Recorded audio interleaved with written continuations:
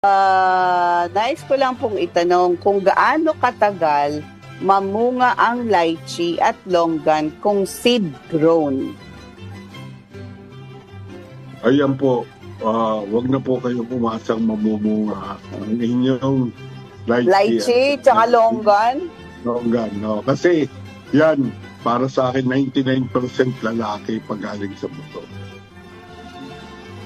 Kaya ano po, wala po talagang pag-asang bumunga ang lychee at saka longgan. Kapag galing sa buto. Okay. Anong gagawin niya para mamunga? Kailangan makakita po kayong puno ng longgan o kaya ng lychee na namumunga. Humingi kayo ng sanga, i-grab po ninyo doon sa inyong okay. puno na So, galing sa buto. Opo. Okay. Kasi mahirap talagang ang lalaki talagang lychee. Kadalasan. Oo. So, halimbawa, kumain ako ng longgan. Favorite ko yan longgan. Yung buto niyan, tinanim ko, hintayin ko mamunga forever. Ang hintayin ko. Dapat makakita talaga ako ng namumunga na longgan. Diba? Para i-graft ko na lang. Okay. Meron bang nagtatanim ng longgan sa lychee din sa atin? Meron. May plantation tayo ng ng lychee at saka ng longgan. Parting North.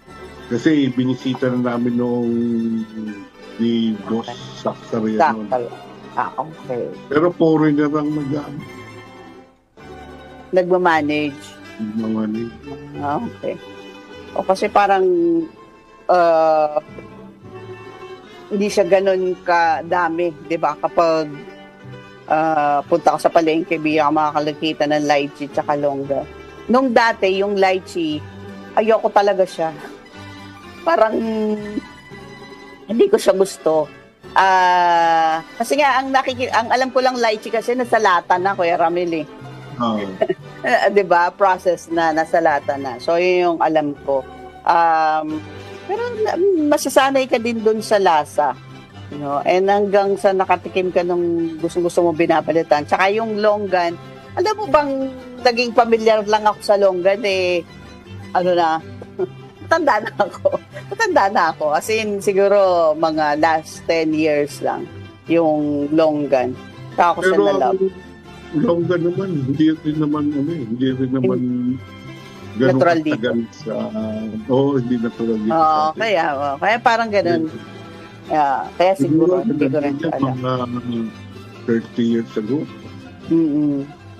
So, kaya interesado siguro yung iba sa longgan. Sarap kaya niyan.